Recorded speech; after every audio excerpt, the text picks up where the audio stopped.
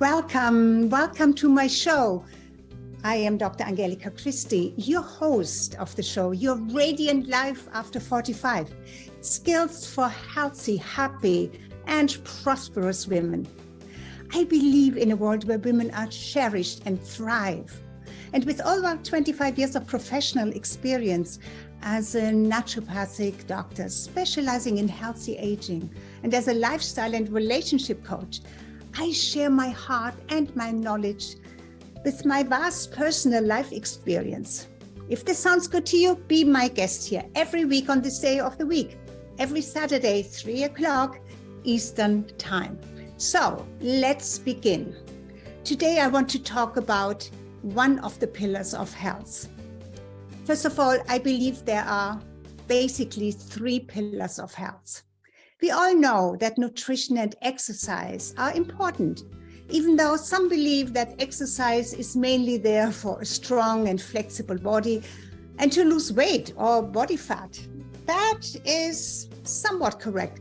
But what is vital is that exercise affects actually every function in your body and in a positive way. And even if and even one of the most important thing, and that's what I have been speaking about so much lately, is the effects that exercise has on your brain, on brain health. And I will dive even more into this. But today, what I want to talk about, because there is nutrition, as I said, and exercise, and then the third one is sleep. But I believe sleep is number one, because if sleep is not optimized, even nutrition and exercise are not helping you to live a healthy and long life. Healthy and long life. A good night's sleep is the most important part of your daily activity, or better, your daily non-activity, so that your body can rejuvenate and heal itself.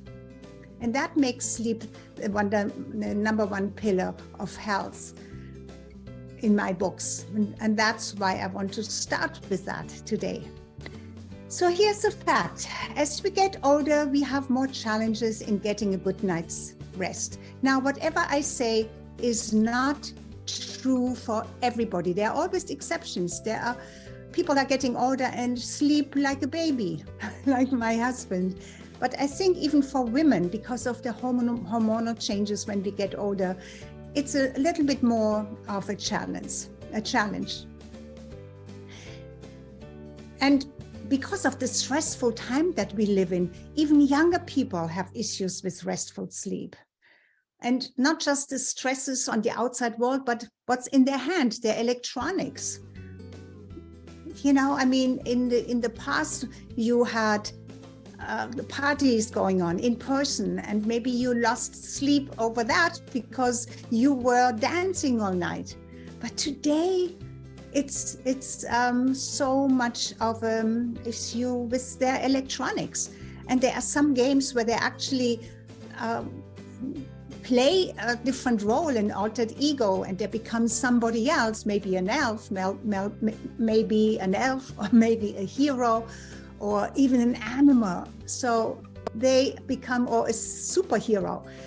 And that can be stimulating, but also can affect a body's personality and their sleep.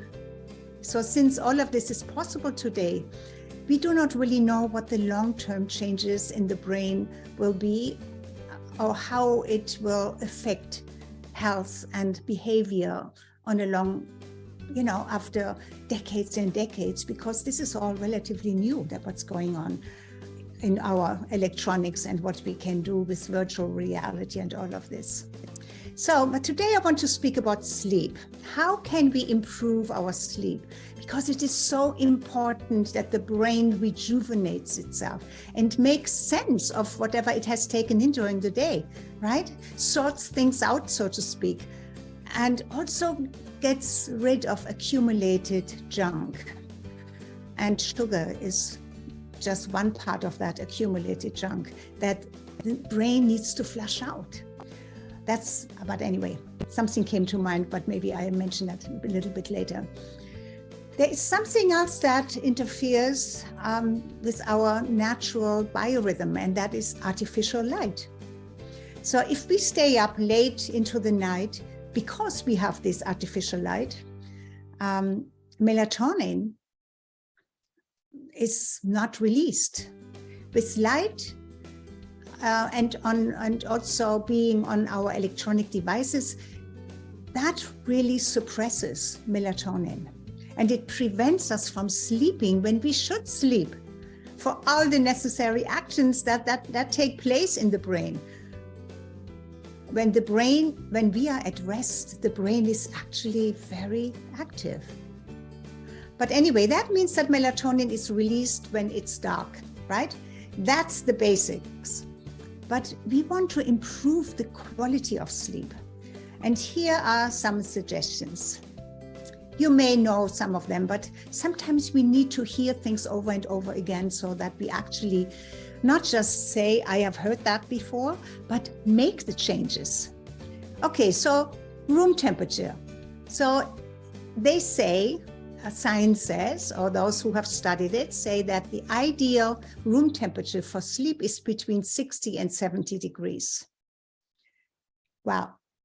I live in the Bahamas and I don't like it too cold. My sleeping temperature is between 73 and 74. And I feel this cool enough. That's for me. But 60 to 70 is supposed to be the perfect sleeping temperature. Why? Because your body temperature needs to drop in order for you to be able to sleep. Okay, so the other thing that interrupts sleep is noise. So noise and heat and light, right? We just talked about the light and then the heat, or it should be cold. So noise and heat and light will definitely interfere with your sleep. Okay, then something else. When it comes to food, we made it a habit of having our biggest meal in the evening. Really, it's not the best idea because it engages our digestive system to take many hours to digest the food. And especially as we get older and our digestive juices are a little bit lower, that they don't have that strength. You know, when we are young, we can be a garbage can almost. We can eat anything. We don't get bloated. We don't have all of these sensitivities in our digestion. There are always exceptions, of course. But as a rule of thumb, stay away from eating anything at least 3 hours before sleeping. Okay, if you cannot do 3 hours, do at least 2 hours. Especially if your evening meal contains meat, because that takes so much longer to digest. And when you mix that meat with carbohydrates, the animal protein takes longer to digest. And the very common combination of animal protein and carbs, you know, like meat and potatoes or fish and rice, it's a little bit lighter, and still there are two different digestive juices that are necessary to actually break down those different food categories. So it would be better to have your last meal mostly carbohydrates and some fat.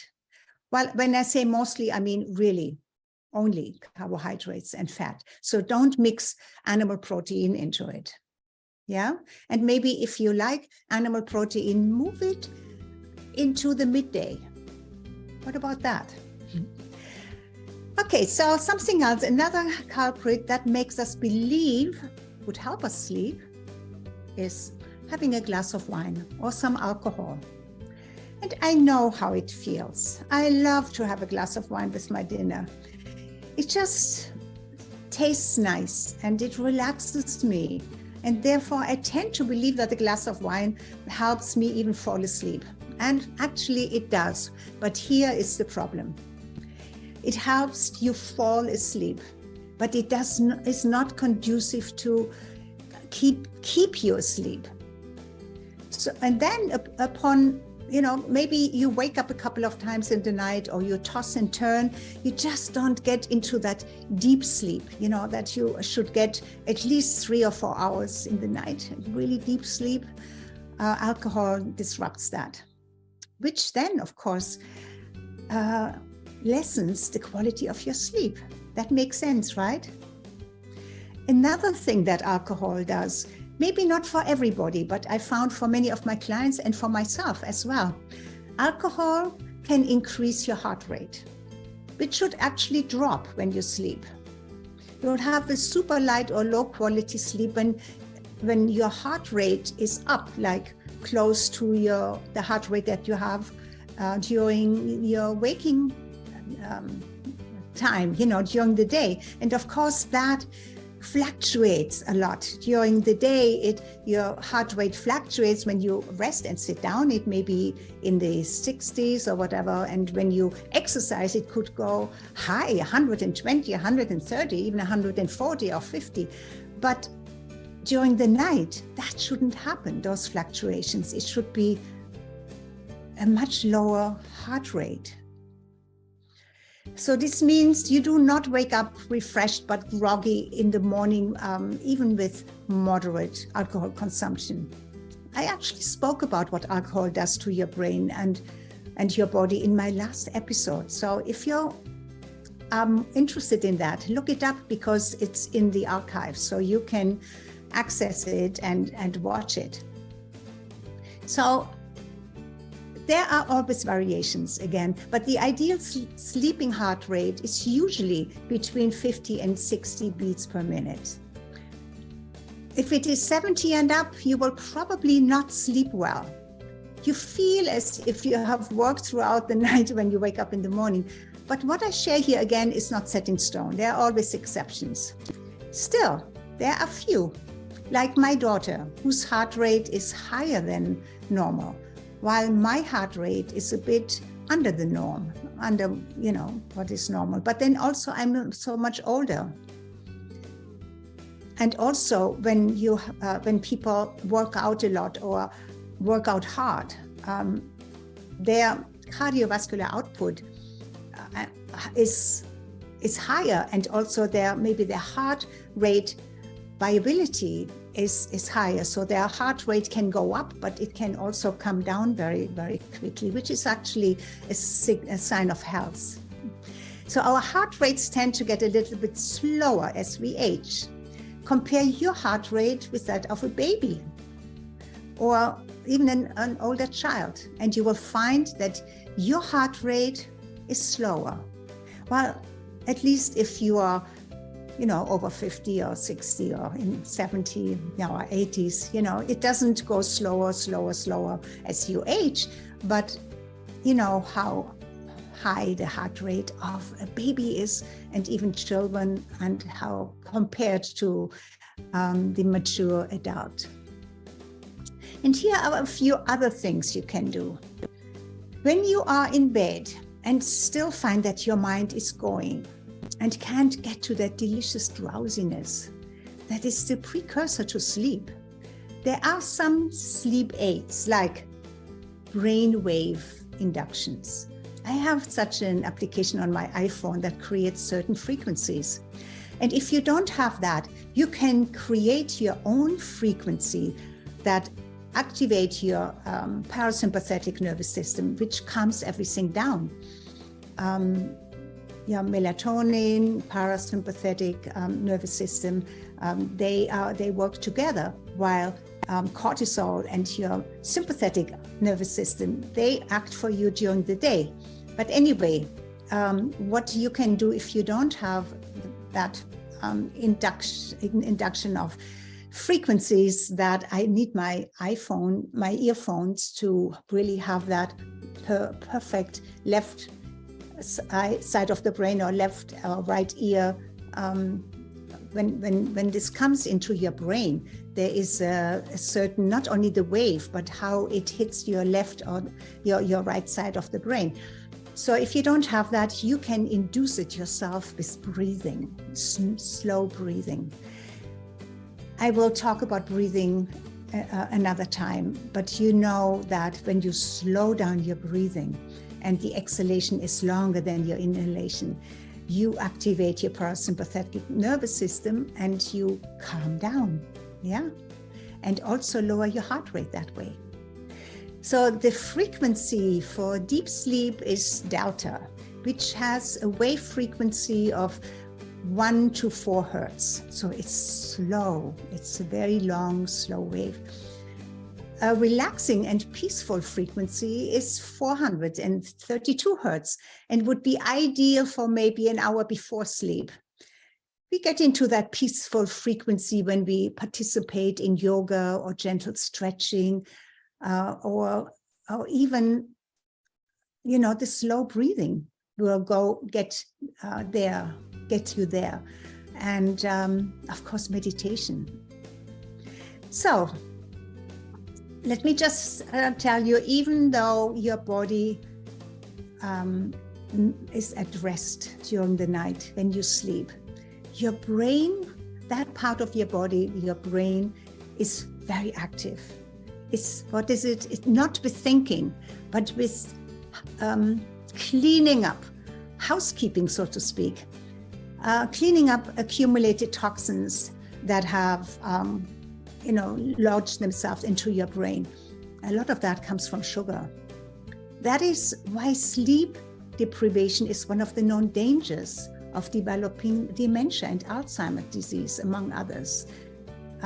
They say Alzheimer's disease or dementia, they call it now number 3 diabetic. There is number 1 diabetics that you're almost born with. It's something that you did not do to yourself. It's in your DNA. And then there is the number 2 diabetic, which usually comes from poor eating habits, mostly, not totally and always. And they say number 3 diabetic is the Alzheimer's or dementia. We talk about that another time as well. But I was just sharing with you some of the tools that you can get to a more peaceful and restful sleep. Another great tool is, and that is also easy to use, and it is sleep inducing for me. It's tapping with your hands on your body. You can do this, on your body like this, or you can do this on your legs, on your thighs. It doesn't really matter where you do it, but it is this gentle tapping and I do it not simultaneously at the same, but they do it 1, 2, 1, 2, 1, 2, 1, 2, like this here. And it's almost a hypnotic signal that calms everything down as well. I do it every night to my body. And it induces sleep because it slows down my brain activity and activates my parasympathetic nervous system that needs to replace the sympathetic, the active nervous system. Where you sleep makes a big difference too. What is the quality of your bed? What is the quality of your pillow? What's the quality of your mattress? The newest research, which I found really interesting, says that the hard mattresses that we always believed are the best ones sleep on something that is hard. No, it's that idea is out. Scientifically researched now that softer mattresses are better for the body. And it is probably because our bodies have changed. Maybe we are already sitting too much in hard chairs, or I don't know why this is, but this is what I read and I found it interesting. I'm not too sure about the scientific findings, but again, I read it in reputable reports.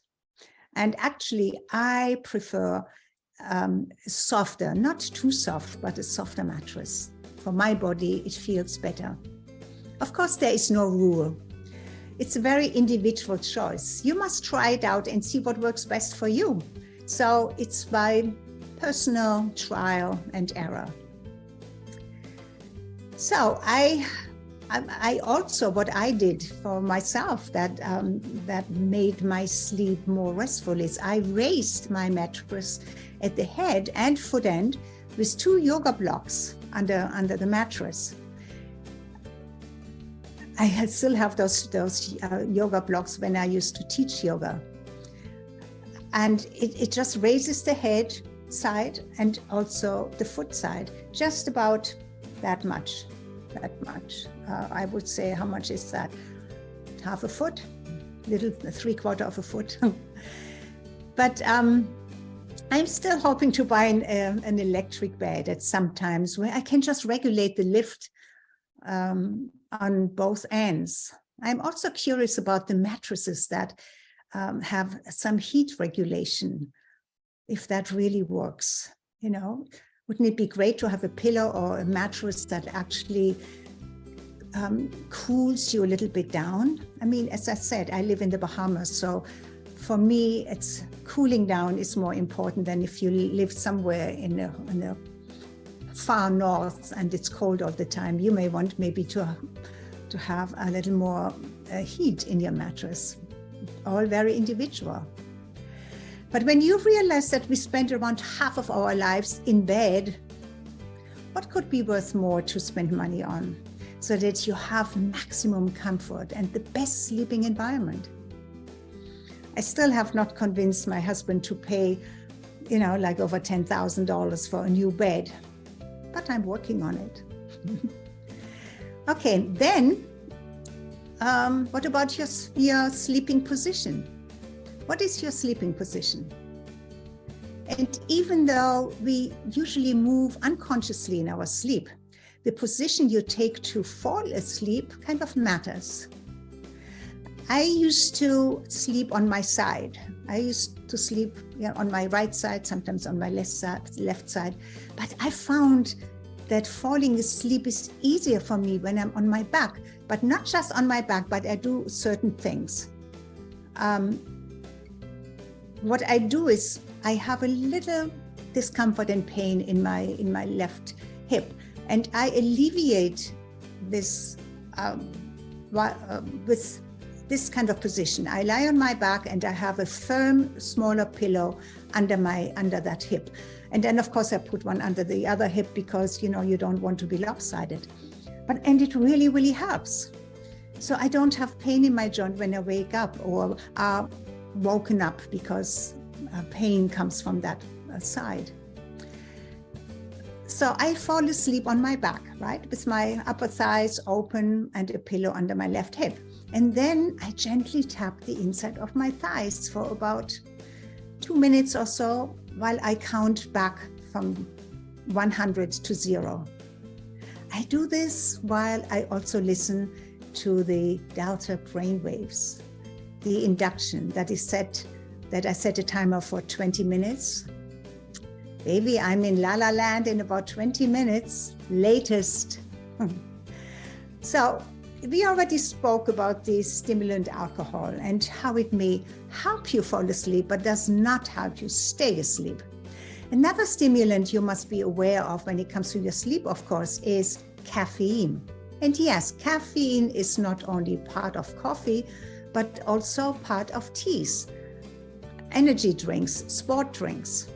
Of course, you would not have an energy drink in the evening and may not even drink coffee in the evening. Even though I know some people who drink coffee before they go to sleep. I never understood how they can sleep with that, but you know, some do without seeing any issues. And some can't have any coffee because it gives them the jitters. Like I have a family member who once drank coffee and she couldn't sleep for 2 days. Had the jitters for 2 days. I'm not that sensitive, but I can only have 1 cup in the morning and not with a lot of caffeine. I have decaffeinated coffee, and I'm aware that there is just a little bit of caffeine in there. So that's just enough. If I have that decaffeinated coffee in the afternoon, I will not sleep well. My heart rate will be up and I will not sleep. Okay, and in the US at least, you have these pots of coffee that are on these heating plates all day long, and then they may be replenishing it, but then that pot that is actually being kept hot develops even more caffeine. And the longer it takes for the hot water, if it's a drip, the longer the hot water is in contact with the coffee grind, the more caffeine will be in the liquid, in the coffee that you drink. That's why the espresso is actually doesn't have that high of a caffeine content, because it goes through there so quickly, So when I have no coffee, I must report, I sleep just better. So I know that my sleep is affected when I have coffee, even in the early afternoon.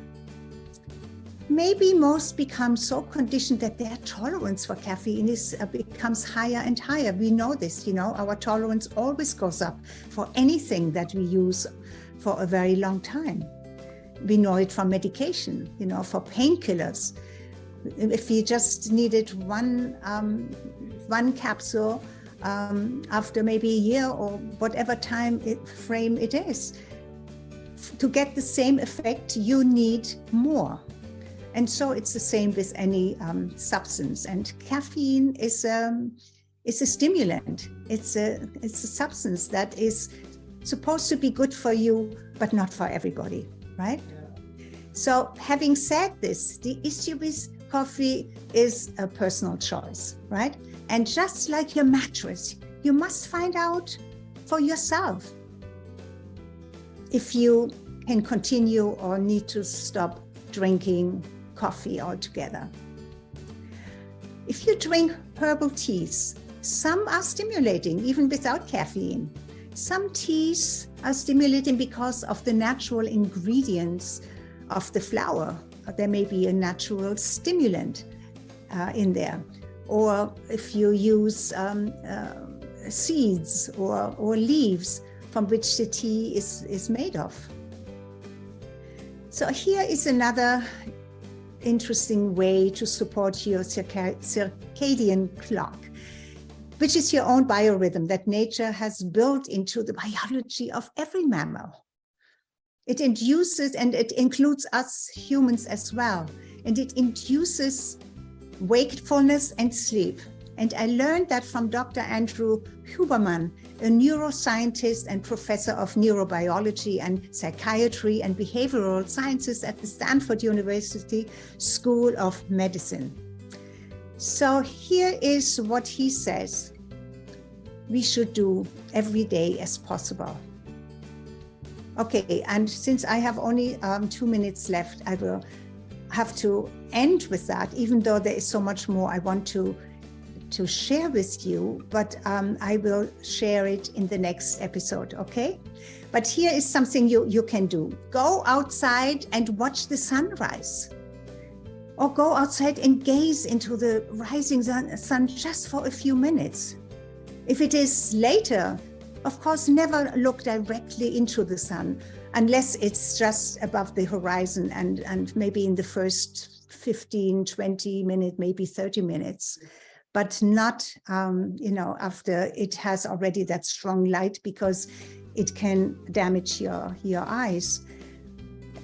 But you can gaze at it with closed eyes or semi-closed eyelids, because the photons, when you're outside, are reaching you and reaching your face and even reaching your eyes through your lids, okay? So, this will not only support your energy level during the day, but also sets the time for melatonin to be released about 14 to 16 hours later. So you have a good night's sleep. So that helps as well. Okay, so I have to stop here, but there is so much more that I want to share with you also about what kind of supplements are really good for that and other things that I learned.